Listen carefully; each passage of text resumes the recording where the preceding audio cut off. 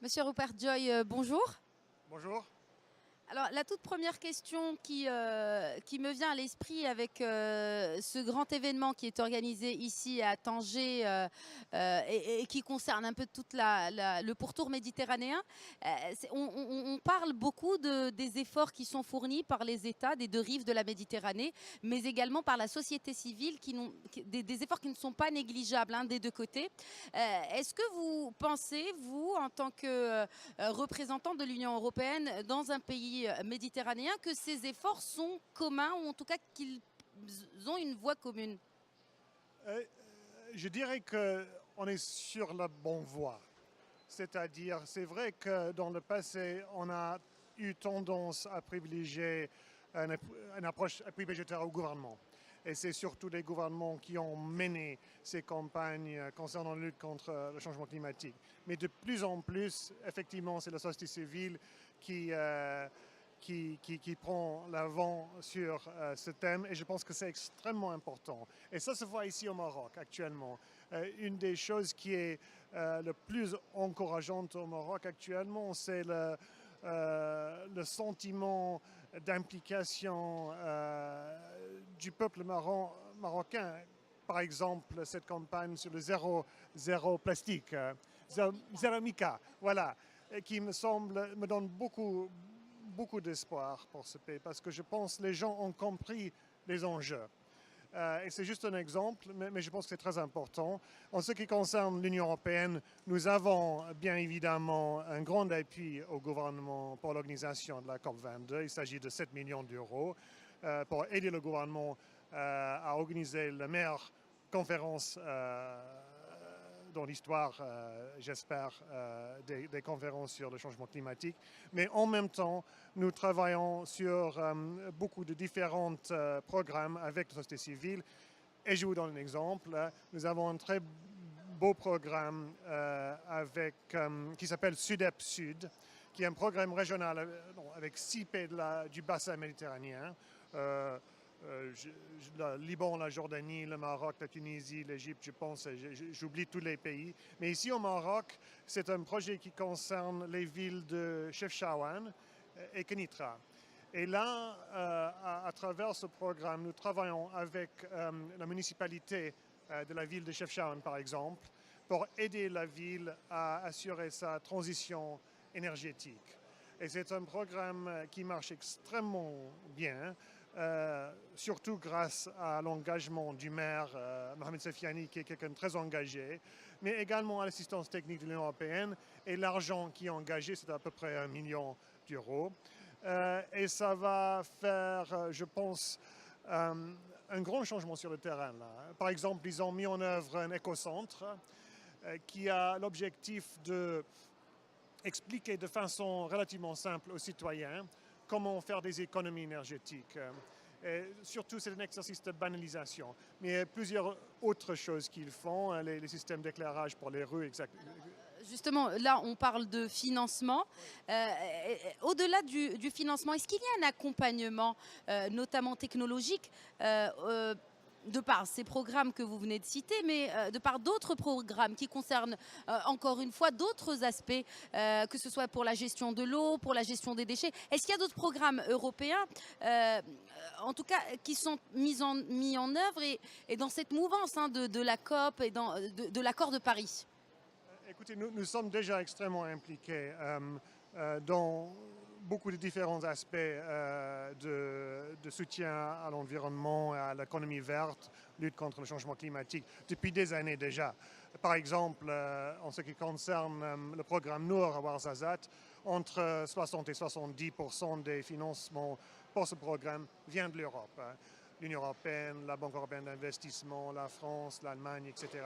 Ensemble, ça représente peut-être 60-70% des financements. Donc nous sommes très fiers de ça. Et on va continuer à travailler dans ce domaine. Pourquoi? Pour plusieurs raisons. Mais une des raisons, c'est simplement que la Commission européenne a fait un engagement de consacrer 20% de ses financements pour la coopération sur le changement climatique, sur la transition énergétique, sur l'économie verte. Donc ça va être certainement un axe extrêmement important de notre coopération avec le Maroc dans l'avenir. Justement, une réorientation des financements des États vers des acteurs associatifs ou de la société civile, Monsieur Joy? Ça, je pense également, c'est inévitable parce que la prise de conscience des citoyens, de la société civile, est extrêmement important. C'est plus difficile de mettre en œuvre des petits projets que des grands projets. Ça implique beaucoup plus de main-d'œuvre, si vous voulez.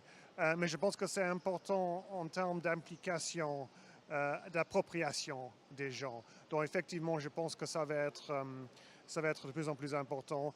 Nous espérons, en plus de ces 7 millions d'euros dont j'ai parlé tout à l'heure, nous espérons pouvoir signer un accord avec le CNDH, le CGM, le CESE d'ici octobre pour un appui aux acteurs non étatiques et le secteur privé dans le domaine du changement climatique. Oui, oui.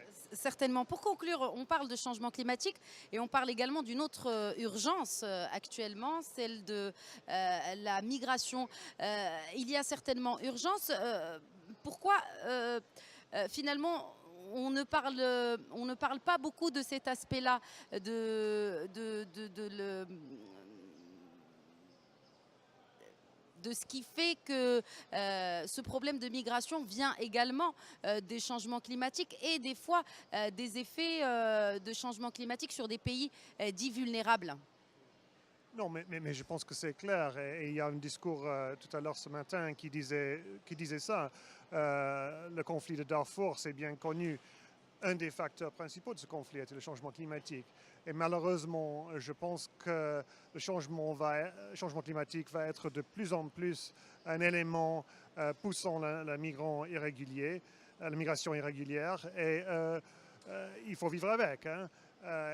Et je pense que ça va faire partie de plus en plus de nos programmes de coopération, pas uniquement avec le Maroc, pas uniquement avec les pays de transit, mais avec les pays de destination.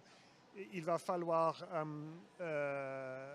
travailler sur toute la route migratoire, c'est-à-dire travailler avec les pays de destination pour essayer de créer des économies robustes pour que les migrants ne soient pas obligés de partir, travailler avec les pays de transit pour les aider à intégrer les migrants, accueillir les migrants, travailler avec les pays d'origine et de destination également.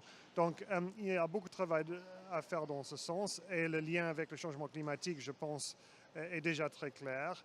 Nous avons un trust fund, un fonds fiduciaire qui a été annoncé à la sommet de Valette l'année dernière, qui va nous permettre, j'espère, de faire de la coopération triangulaire, c'est-à-dire, parce que moi je suis concerné en premier lieu par le Maroc, travailler avec le Maroc par exemple et les pays de l'Afrique de l'Ouest sur des projets, j'espère, créatifs qui pourraient empêcher les migrants de partir, pour peut-être convaincre des migrants qui sont déjà partis de retourner chez eux pour trouver des emplois durables. Il y a une étroite collaboration avec le Maroc dans ce sens, brièvement, hein, pour conclure. Voilà, non mais c'est pour l'avenir, mais c'est exactement dans ce sens, en ce qui concerne la migration, qu'il faut travailler à mon avis, et j'ai beaucoup d'espoir que ça va être possible de faire ce genre de choses en avenir. Monsieur Robert Joy, je vous remercie pour votre présence sur ce plateau. C'est un plaisir. Merci.